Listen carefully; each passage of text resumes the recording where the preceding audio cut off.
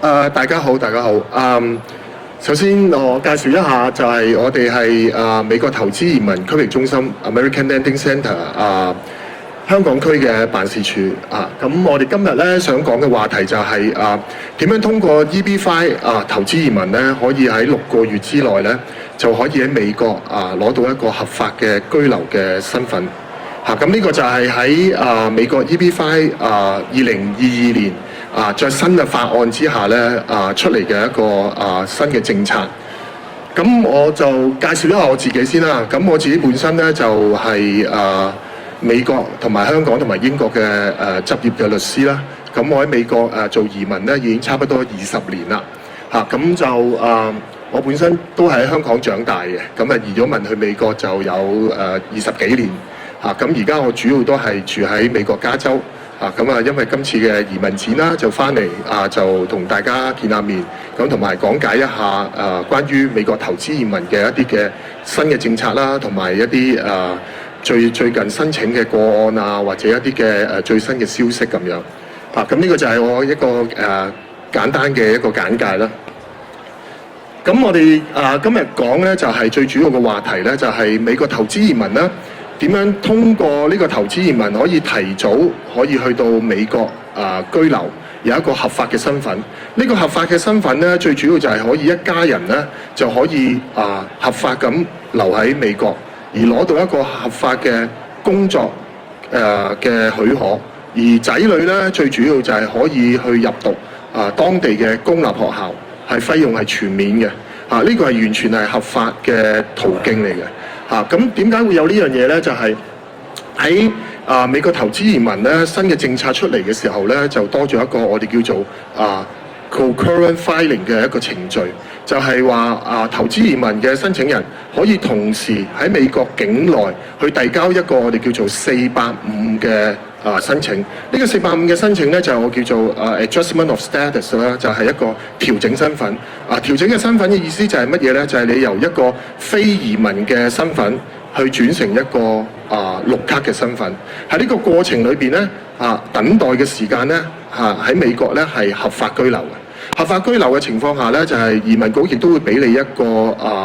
working permit 啦，亦都會俾你一個我哋叫做travel document， 咁你就可以同時喺美國境外可以逗留，然後跟住再翻去美國。咁即係基本上咧，成個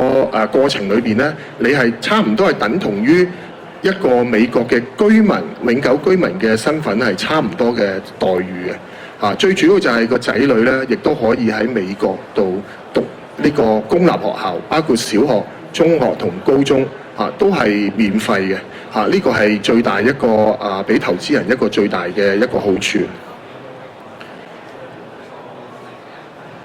咁我哋申請呢個485咧係有乜嘢嘅時間點啦，同埋嗰個申請嘅485係有啲乜嘢嘅程序啦。首先就係個申請485咧，我哋有2個時間點啊。第一就係我哋同呢個投資移民我哋叫做526E 或者526嘅申請咧，可以共同一齊遞交嘅。另外一個情況就係我哋遞交咗526E 其實係咩嚟咧？就係個申請投資移民嘅申請申請咗投資移民嘅之後咧，亦都可以遞交呢個485，即係所以話唔需要係同一時間。喺咩情況之下唔會同一時間咧？就係有啲投資人咧，佢本身喺境外嘅時候遞交咗一個投資移民申請，之後先至入境美國，之後再遞交呢個485調整身份。咁呢個情況亦都有唔少嘅客人，我哋喺過去呢幾年咧，都係通過呢啲方法咧，已經喺美國度居留同埋定居，然後最後順利攞到佢哋嘅綠卡。咁呢個亦都係方便咗好多投資人過去曾經出現排期嘅情況，等咗好幾年都冇辦法過到去美國，但係已經做咗投資，但係一啲嘅好處，一啲嘅可以享受到嘅福利都冇嘅情況下，而家呢個問題咧就完全解決咗。咁樣申請嘅條件係乜嘢咧？就係首先就係526我哋叫投資移民啦，本身係冇一個排期嘅情況。排期嘅情況就相對嚟講係有一點對大家如果對投資移民或者美國嘅申請咧唔熟悉嘅話，有一點可能係比較複雜少少。排期就係美國投資移民又好，各類嘅職業移民都好，佢哋會係有每一年有一個配額嘅。如果超過個配額嘅話咧，佢就會出現一個排期。咁暫時美國投資移民咧都未有排期出現，咁所以到而家呢一刻美國投資移民嘅申請人咧，亦都可以遞交呢個450，同時可以合法留低喺美國。咁嘅申請人一定要係已經人喺美國，就唔可以喺美國境外遞交呢個450嘅，一定要人喺境內。咁第二就係佢一定要合法咁進入美國啦。咁當然就唔會話係偷渡啊啲情況嚇。咁合法進入美國咧，就係話可能揸住一個旅遊簽證啦嚇。旅遊簽證一定要符合某一啲嘅特定嘅條件又或者係學生簽證啦，或者一啲工作簽，例如 H1 啊或者 L1。咁呢啲咧相對嚟講咧係比較多嘅。尤其是我哋呢2年咧，好多投資人咧一啲嘅仔女咧已經喺美國已經留緊學，已經讀緊書嘅情況下咧，佢哋就會去到美國就幫佢哋嘅仔女咧就申請一個投資移民。咁佢嘅仔女本身人已經喺美國，咁佢同時可以遞交一個450，攞到呢個身份之後咧，佢個仔女就可以喺讀書嘅期間已經可以工作。就唔會受到一個留學生嗰個限制，咁呢個就係450咧，俾到一啲申請人或者佢哋啲仔女啊一個好大嘅好處。咁同埋需要通過一啲最簡單嘅條件啦，就係冇犯罪記錄啦，咁同埋通過一個體檢啦。咁基本上咧就完全喺呢啲條件符合之下咧。咁基本上你個450咧就係可以順利可以遞交。遞交完450之後係咩時間係會攞到呢個工卡咧？咁個時間同程序咧就係遞交450同526之後咧，大約咧1個月到啦咁個投資人咧同埋屋企人咧。就佢啲仔女可能14歲以上咧，就需要去做一個打指模嘅一個程序。咁原因就係乜嘢咧？就係美國移民局需要知道喺境內呢個申請人曾經有冇犯罪嘅記錄。如果冇嘅話咧，基本上投資人喺呢個程序遞交咗之後咧，一般就係3至6個月度咧，佢就會攞到一個工卡同埋一個回美證。攞到呢個回美證，我哋叫做 Advance Parole 啦，就係嚴格嚟講亦唔算係一個叫回美證，一個我哋叫做一個旅行證啦。咁就投資人就可以短時間離開美國去旅行或者翻嚟香港，或者翻去中國大陸之後再翻嚟逗留幾個月都可以再翻去美國境內，就繼續等佢嗰個450嘅。咁呢個就係一個申請嗰個450同埋回美證咧一個基本上嘅時間同埋程序。咁我哋過去咧喺呢個新政之後咧，即係2022年啦3月新法案之後咧，其實通過呢個450去遞交呢個526投資移民申請而攞到綠卡嘅人數咧，相對嚟講亦係比較多嘅。我哋喺過去嗰幾年啦，咁我哋遞交嘅申請咧已經係超過1000個。咁超過1000個裏邊咧，平均大約有40%到嘅投資人咧，佢係需要通過呢個450去遞交，而攞到綠卡嘅人咧，到目前咧已經係超過差唔多100個。咁呢個程序相對嚟講咧，比走呢個美國領事館嘅程序，如果大家熟悉美國移民咧，就會有一個美國領事館嘅程序相對嚟講咧就會快好多嘅。喺目前為止咁美國領事館嘅程序，目前我哋需要綠卡等待咧，可能係要批准咗之後咧，可能仲要等待大約8至9個月。但係如果450呢個程序咧，綠卡526E 批准咗之後咧，嗰個綠卡到手嘅咧，就應該大約4至5個月，相對嚟講係比較短，同埋嗰個時間上亦都唔需要通過一個我哋叫做 interview 啦，唔需要有一個面談嘅一個程序。咁呢個時間上同埋嗰個花嗰個精神上咧，亦都會相對比較少。咁所以好多投資人咧喺申請美國投資移民嘅時候咧，都會選擇呢個450嘅程序，咁就喺美國境內喺度等。咁申請咗450，頭先我都講過啦，有啲乜嘢好處啦。咁喺呢個投資移民嘅情況下，咁你未攞到投資移民，即係未批准，亦都係未攞到正式綠卡之前，其實你會覺得我喺美國係咪可以有一啲嘅福利可以去做到嘅？其實咧，基本上咧，你遞交咗450，攞到呢個工卡同埋呢個我哋叫做旅行證咧，基本上你即係等同於同當地一個永久居民咧係差唔多嘅權利㗎啦。咁有乜嘢咧？就係你可以合法工作。咁亦都可以合法去做自己嘅生意啦、創業啦。因為喺美國咧，如果你冇一個合法嘅工作證，而喺美國境內你去成立自己嘅公司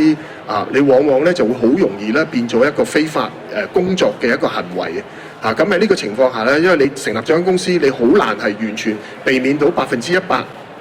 我係唔會參與呢個公司嘅管理嘅。除非你話我完全請人去管理，我完全都唔理嘅，咁嘅情況下就可以，但係好難去做到呢樣嘢。只要你做唔到呢樣嘢嘅情況下，你有參與公司嘅管理咧，移民局咧就會有理由就會相信你有一個非法打工嘅情況。如果非法打工嘅情況咧，對你日後申請任何嘅簽證或者申請綠卡咧，有一個好嚴重嘅影響。咁另外咧就係最主要咧，就係你啲仔女啦。21歲以下嘅仔女啦，就可以留喺美國，就可以入讀當地嘅公立學校。咁入讀當地嘅公立學校就完全係唔使學費嘅，係免費嘅，包括你由小學至到高中。如果甚至乎如果你係申請當地嘅州立大學咧，亦都可以當係當地嘅州立大學嘅本州嘅學生，即係話你喺嗰個州份裏邊嘅學生去申請嗰個費用。嗰個學費咧嘅比例咧係相差好遠嘅。譬如話以加州UC 啦，加州大學嚟計啦，咁一個留學生嘅學費咧，一年咧大約4萬幾美金啦。但係如果你係一個該州嘅居民咧，你嘅費用咧只係1萬蚊美金左右啫，相差係好遠嘅。仲要一樣嘢就係如果你係該州嘅居民咧，你都可以申請到一啲政府嘅資助。咁基本上你可能只係交幾千蚊美金嘅學費，你就可以讀到呢個加州州立大學或者加州UC 大學咁樣。咁另外就係可以享受到當地嘅醫療福利啦，呢個亦都係好重要啦。因為大家都應該去聽過喺美國嘅醫療嘅費用咧係好貴嘅。你只要譬如話我曾經有個經驗咁我太太個爸爸咁去到美國玩，咁喺三藩市咁個肚有啲痛啦，咁佢入咗醫院。入咗醫院之後，發現咧原來要做一個好少嘅手術。當天做完咧，夜晚咧就已經走得㗎啦。咁走嗰陣時咧，個醫生咧就落去會計部啦，淨係做咗一個小手術。大家估唔估到個費用係要幾多錢？嗰個費用已經係喺疫情之前嘅時間，好似係2018年嗰陣時候，個費用係要8萬幾蚊美金。你冇8萬幾蚊美金？咁當時我哋就打咗一個突啦，你做咗一個手術要俾8萬幾蚊美金，雖然你有買到旅遊保險，但係旅遊保險都唔 cover 到只係 cover 到一小部分。咁喺呢個情況下咧，你冇醫療嗰個保險咧，喺美國嗰個費用咧係好高嘅。咁呢個就係你攞到呢個450，攞到呢個工卡咧，亦都可以申請呢個當地嘅醫療嗰個補助。咁呢個咧亦都係一個最大嘅優點。因為喺美國你個醫療嘅支出對一個家庭嘅成本咧，相對嚟講個比例都幾高嘅。咁所以呢個同你可以慳翻一大筆錢。咁另外咧就係頭先我講咗啦，你只要住滿1年你就可以以當地州份嘅居民嘅身份去報讀當地嘅州立大學。咁喺呢個情況下，你都可以用當地嘅該嗰個州份嘅居民嘅學費去俾嘅。因為美國嘅州立大學咧，我唔計私校啦，因為私校咧就係相對嚟講咧就係留學生同本地生嘅學費都係一樣，不過只係本地生咧，只可以申請一啲美國嘅資助政府嘅資助。但係如果州立大學咧，基本上佢係分開，就係外州、本州同埋留學生呢3個類別嘅學費。咁3個類別嘅學費咧就會相差咧就好唔同啦。咁所以本州嘅居民咧就係大約萬零蚊美金一年。呢個係未攞到呢個政府資助嘅情況下。如果你攞到政府資助咧，可能只係幾千蚊。如果你係一個留學生咧，就會變咗4萬幾蚊。而家目前喺加州，如果以加州嚟計，咁所以就相差係好遠，好幾倍嘅。咁另外咧就係可以申請一啲各類嘅政府或者一啲機構出嚟嘅獎學金啦。因為好多獎學金咧，只係俾當地一啲嘅居民先可以申請嘅。你如果係留學生係申請唔到嘅。咁呢個譬如話你啲仔女可能讀書好優秀，某一啲情況、某一啲嘅方面好出色，但係因為因為一個外留學生嘅身份冇辦法申請，咁喺呢個情況下就會變咗有呢個缺點喺度啦。咁所以我哋如果你話個客人要申請呢個450投資移民同時可以喺美國留喺度嘅話咧，咁相對嚟講咧就會多咗一個優勢喺度。咁另外咧就係有我哋攞到一個聯邦或者州政府嘅一啲稅務嘅優惠啦。原因就係咩咧？因為你如果你喺美國住滿咗183日，我諗相信大家都有聽過啦。就係我哋如果喺1年之內住滿咗183日，你就係一個當地嘅居民。你需要如果你打工，你就要有一個報稅嘅一個情況。但係如果你係當地嘅州份嘅居民嘅話咧，你會有當地州份裏邊或者聯邦政府俾到你一啲嘅優惠咁喺稅項嗰方面咧，亦都會得到一啲嘅豁免咁所以對申請450投資移民，如果大家真係對投資移民美國投資移民有興趣亦都可以歡迎嚟到我哋嗰個攤位啦。咁我哋就會同你解釋投資移民嘅基本要求啦。目前投資移民咧就係美國咧就係需要80萬美金。80萬美金咧就係基本上咧，你只要個項目選得啱嘅話咧，基本上個投資週期大約5年到5年咧基本上就可以好大機會，但唔可以 guarantee 啦，因為投資移民係一個風險嘅投資咁所以你但係大部分嘅區域中心你只要選擇得好嘅話咧，咁基本上佢5年咧就會退回嗰個可能80萬啦，甚至乎可能少一部分咁樣咁但係至少咧你有一個移民嘅身份啦，咁同埋呢80萬裏邊咧，亦都係包括你一家人嘅，包括配偶啦，同埋21歲以下嘅仔女咁如果大家對呢個投資移民美國投資移民有興趣嘅，咁亦都可以過嚟諮詢一下我哋，同埋可以計算一下點樣可以做呢個我哋叫做450嘅程序啦、雙遞交啦，咁可以提早去到美國，最快可以6個月就可以喺美國合法咁居留咁當然大家亦都會聽到啦，最近呢個美國投資移民可能會漲價啦，咁美國嘅總統就出咗嚟就話有一個500萬嗰個金卡嘅計劃啦。咁但係呢個計劃就暫時我哋都未知道大約嗰個詳細。咁但係我哋睇到個趨勢咧，就係美國投資移民咧應該未來咧就會有一個增加嗰個投資額嗰個要求。咁所以喺至到出年嘅2026年9月30號之前咧，應該都會維持喺80萬。咁所以呢個80萬咧就係如果相對嚟講咧，如果比較起其他國家啦，如果以投資移民嚟計咧，美國嘅投資移民嘅金額咧相對係比較低嘅咁所以咧就會變成對投資人如果有興趣可能追求一啲教育上啦，即係因為投資移民美國大部分我哋嘅客戶咧都係為咗下一代啦。咁希望如果有啲更加好嘅教育希望可以有一啲嘅學校有一啲嘅科目佢哋想追求嘅，咁亦通過呢個投資移民咧，同頭先我所講咧，喺你慳翻嗰個留學生嗰個費用嗰方面咧，基本上個成本咧係相對嚟講咧係會好低嘅。